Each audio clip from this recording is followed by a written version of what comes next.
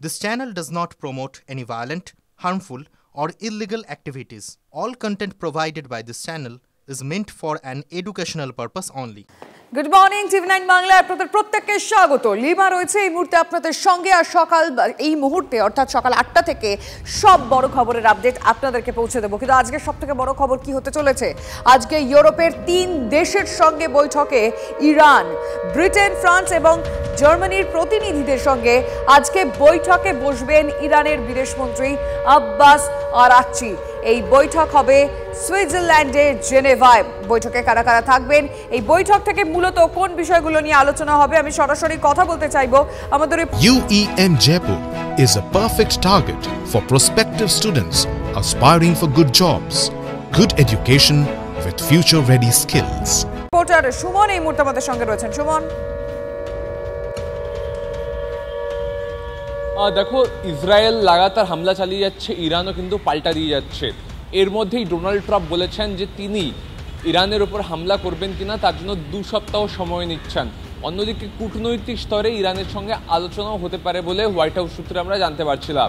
তারপরেই জানা যাচ্ছে ইউরোপের 3টি দেশ ব্রিটেন, ফ্রান্স এবং জার্মানির সঙ্গে সুইজারল্যান্ডের জেনেভায় আজকে কিন্তু বৈঠকে হতে চলেছে ইরানের, এবং সেই বৈঠকে ইউরোপের দেশগুলো মূলত প্রতিশ্রুতি আদায় করতে চলেছে যে ইরানে যে পারমাণবিক শক্তি রয়েছে তা শুধুমাত্র বিদ্যুৎ উৎপাদনে ব্যবহৃত হবে, পারমাণবিক বোমা তৈরিতে নয়। ইরান যদি এই শর্ত মানতে রাজি হয় তাহলে কিন্তু যুদ্ধবিরতি হতে পারে, এমনটাই সামরিক বিশারদরা মনে করছেন।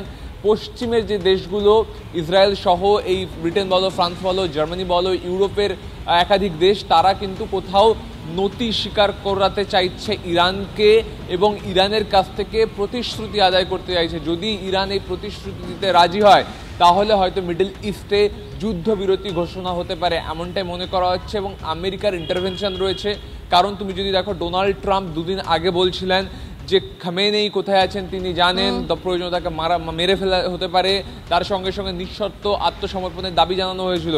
কিন্তু তারপর গতকাল হোয়াইট হাউসের তরফ থেকে জানানো হয় যে 2 সপ্তাহ সময় নেওয়া হচ্ছে ইরানের উপর হামলা চালানো হবে কিনা। পাশাপাশি যদি কূটনৈতিক স্তরে ইরানের সঙ্গে আলোচনা হয় তার জন্যও কিন্তু আমেরিকা আলোচনা করতে পারে, এবং তারপরে কিন্তু আজকে জেনেভায় ইউরোপের একেবারে খুব গুরুত্বপূর্ণ এই বৈঠক, সুমন, আমাদের নজর থাকবে। ইরানে হামলা করতে প্রস্তুত আমেরিকা। আগামী 2 সপ্তাহের মধ্যে তেহরানে হামলার ব্যাপারে চূড়ান্ত সিদ্ধান্ত নেবেন ট্রাম্প। ভবিষ্যতে ইরানের সঙ্গে আলোচনা হতেও পারে বা নাও হতে পারে। দুই দিকেই যথেষ্ট সম্ভাবনা থাকায় 2 সপ্তাহের মধ্যে ইরানে হামলার সিদ্ধান্ত নেবেন ট্রাম্প, জানিয়েছেন হোয়াইট হাউসের প্রেস সচিব ক্যারোলিন লিভিট। সেই সঙ্গেই লিভিট জানিয়েছেন ট্রাম্প ইরানের সঙ্গে কূটনৈতিক পথে সমাধানের জন্য হাঁটতে প্রস্তুত, তবে তার আসল লক্ষ্যই হলো যে করে হোক তেহরানকে পারমাণবিক অস্ত্র তৈরি থেকে আটকানো। যুদ্ধের যে ধোঁয়াশা আস্তে আস্তে সরলে বোঝা যাবে মার্কিন যুক্তরাষ্ট্র সমানভাবে ইসরায়েলের পাশে দাঁড়িয়ে আছে। 7 দিন আগে প্রেসিডেন্ট ট্রাম্প একরকম কথা বলেছিল, ঠিক তার 6ষ্ঠ দিন মানে গতকাল একদম 360 ডিগ্রি একটা ভল্টকে অন্য কথা বললো। রাত্রিরে বললো unconditional surrender, Iran sky is under our control, মানে মার্কিন যুক্তরাষ্ট্র ইরানের আকাশ কন্ট্রোলের মধ্যে। নিউক্লিয়ার স্টকপাইল অথবা ওয়েপেন লোকানো আছে ফরদোর অনেক গভীরে, পাহাড়ের গভীরে। একমাত্র একটা ওয়েপেন দিয়ে ওটাকে ডিস্ট্রয় করা যায়, ধ্বংস করা যায়, সেটা হচ্ছে GBU-57। এইটা শুধু মার্কিন যুক্তরাষ্ট্রের কাছে আছে। এই বাংকার বাস্টার যেদিন হবে সেদিন আমরা দেখবো ইসরায়েলের পাশে মার্কিন যুক্তরাষ্ট্রকে এই লড়াইয়ের মধ্যে। আর এই মুহূর্তে দাঁড়িয়ে আরো একটা বড় খবর, এই মুহূর্তের অন্যতম বড় খবর, যুদ্ধে চীনের সমর্থন কি পেল ইরান? চুপিসারে ইরানকে সাহায্য করছে চীন। তার কারণ 3টি রহস্যময় ডার্ক ফ্লাইট ঘিরে উঠছে প্রশ্ন। আমি শান্তর সঙ্গে কথা বলবো, আমাদের রিপোর্টার রয়েছেন টেলিফোন লাইনে। শান্ত, এই যে 3টি ডার্ক ফ্লাইট যা নিয়ে রহস্য ঘনীভূত হচ্ছে, চীনের পাশে থাকার সম্ভাবনা কতটা? দেখো, অবশ্যই যথেষ্ট সম্ভাবনা রয়েছে, কারণ সাংহাই কোঅপারেশন যে অর্গানাইজেশন তার সদস্য হিসেবে কিন্তু চীন, রাশিয়ার মতো দেশ যারা মহাশক্তিদের হিসেবে পরিচিত তারা কিন্তু ইসরায়েল যে ইরানের ওপরে পরমাণু গবেষণা বা কেন্দ্রগুলোতে হামলা করেছিল তা নিয়ে কিন্তু নিন্দা জানিয়েছিল। স্বাভাবিকভাবে ইরানের পাশে থাকার সম্ভাবনা সব থেকে বেশি। এমনকি এই বোয়িং 747 ডাক যে বিমান সেগুলো কিন্তু ইরানে নেমেছে এবং সেখান থেকে বিভিন্ন পার্সেল এবং বিভিন্ন বক্স ইরানে নেমেছে বলে ইতিমধ্যে সামরিক বিশেষজ্ঞ এবং কূটনৈতিক মহল জানতে পেরেছে। আর এটাই মনে করা হচ্ছে যে তাতে অস্ত্র গিয়েছে ইরানের কাছে। আর ইরান আর চীনের মধ্যে সম্পর্ক কিন্তু সুবিদিত এবং প্রত্যেক গোটা বিশ্ব জানে তাদের মধ্যে রিলেশন কি। এই অবস্থায় দাঁড়িয়ে চীন যে ইরানের পাশে দাঁড়াবে এবং চীন যে ইরানকে অস্ত্র দেবে এটাই ছিল স্বাভাবিক, কারণ সেটাই দেখা যাচ্ছে। এবং আমেরিকার সঙ্গে চীনের যেহেতু সম্পর্ক ভালো নয়, সেই অবস্থায় ইরানের সঙ্গে চীন সম্পর্ক মজবুত করে কিন্তু আমেরিকাকে শিক্ষা দেওয়ার চেষ্টা করছে। সেই কারণেই সামরিক বিশেষজ্ঞরা মনে করছেন যে চীনের কাছ থেকে যাবতীয় অস্ত্র সাহায্য এবং যাবতীয় কূটনৈতিক এবং অন্যান্য সাহায্য কিন্তু ইরান পাচ্ছে, যে কারণে ইরান এই লড়াইয়ে ইসরায়েলকে বেগ দিতে সক্ষম হচ্ছে। ধন্যবাদ সায়ন্ত। মধ্যপ্রাচ্যের মহাযুদ্ধের সপ্তাহ পার। ইসরায়েলের একের পর এক শহরে মিসাইল হামলা ইরানের। তছনছ হয়েছে একের পর এক বহুতল, বাদ গেল না হাসপাতালও। ঘন ঘন শোনা যাচ্ছে এয়ার রেড সাইরেন। পাল্টা ইরানে বড়সড় এয়ার স্ট্রাইক ইসরায়েলের। নিশানায় পরমাণু কেন্দ্র থেকে শুরু করে মিসাইল লঞ্চ সাইট।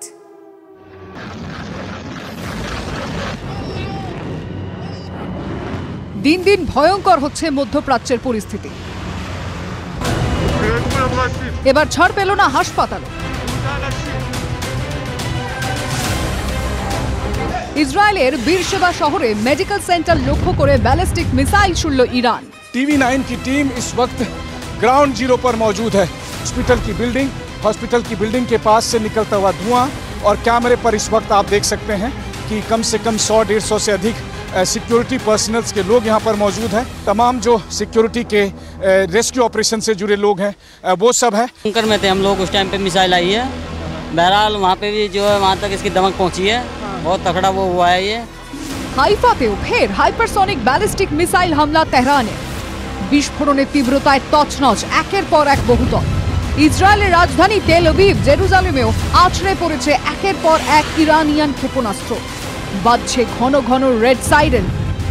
तेल अवीव में इस वक्त आप सुन सकते हैं सायरन की आवाज। इस सायरन की आवाज के साथ ही आप देखिए शहर में किस तरह का सन्नाटा हुआ है। ऊपर सायरन की आवाज है, वो सुनकर आसपास के लोग इस तरह के या तो जो बेसमेंट पार्किंग है उसमें पहुंचते हैं या फिर आसपास जो भी मौजूद इस तरह के सुरक्षित ठिकाने हैं, जिसे आप शेल्टर कह लें, बंकर कह लें, उसमें आकर वो इंतजार करते हैं जब तक कि जो सायरन है वो बजना बंद नहीं हो जाता। উল্টো দিকে ইরানের ওপর আক্রমণের ঝাঁজ আরো বাড়াচ্ছে ইসরায়েল। তেহরানের সরকারি দপ্তর লক্ষ্য করে পরপর এয়ার স্ট্রাইকে 7টি মিসাইল ব্যবহার করেছে তেল আবিব। ইরানের পরমাণু কেন্দ্র, মিসাইল লঞ্চ সাইট সহ অন্তত 20টি জায়গায় বোমা বর্ষণ করেছে ইসরায়েল। পরচিনে গুড়িয়ে গেল ইরানের আর্মি পোস্ট। করজ বিমানবন্দর। ইসরায়েলের এয়ার স্ট্রাইকে ধ্বংস 3টি অ্যাটাক হেলিকপ্টার। ক্ষতিগ্রস্ত এয়ারপোর্টের রানওয়ে। ইরানের অরাক ও খন্ডব শহরকেও নিশানা করেছে আইডিএফ। ইরানে লাগাতার হামলা চালালেও ইসরায়েলের চিন্তার কারণ ইরানের পরমাণু কেন্দ্র ফোর্দো। এখানেই পাহাড়ের কোলে মাটির নিচে রয়েছে ইরানের প্রাণভোমরা। 5 দিনের মধ্যে ফোর্দোয় হামলা, প্ল্যান রেডি, দাবি আইডিএফের। কিন্তু সূত্রের দাবি অন্তত 6টি নিরাপত্তা বলয় ভেঙে পৌঁছতে হবে ফোর্দোর অন্দরে। সেখানেই প্রশ্ন উঠছে, ইরানের আন্ডারগ্রাউন্ড নিউক্লিয়ার প্রজেক্টে পৌঁছতে পারবে ইসরায়েল? ভেদ করতে পারবে ফোর্দোর চক্রব্যূহ? Bureau report, TV9 Bangla. Iran ইসরায়েলের মধ্যে যুদ্ধযুগের মধ্যে ভারতে জ্বালানি তেলের দাম বাড়ার আশঙ্কা। আর সেই আশঙ্কা ওড়ালেন কেন্দ্রীয় পেট্রোলিয়াম মন্ত্রী হরদীপ সিং পুরী। একটি সর্বভারতীয় সংবাদ মাধ্যমে দেওয়া সাক্ষাৎকারে তিনি জানান, আন্তর্জাতিক বাজারে জ্বালানি তেলের দাম নিয়ন্ত্রণে রয়েছে, তাই এখনই জ্বালানি তেলের দাম বাড়ার কোনো সম্ভাবনা নেই। ইরান ইসরায়েল সরাসরি সংঘাতে জড়ানোর ফলে মনে করা হয়েছিল ভারত সহ বিশ্বের বিভিন্ন দেশে তেলের দাম বাড়তে চলেছে, যদিও বর্তমানে এমনটা হওয়ার সম্ভাবনা নেই বলে জানিয়েছেন পেট্রোলিয়াম মন্ত্রী।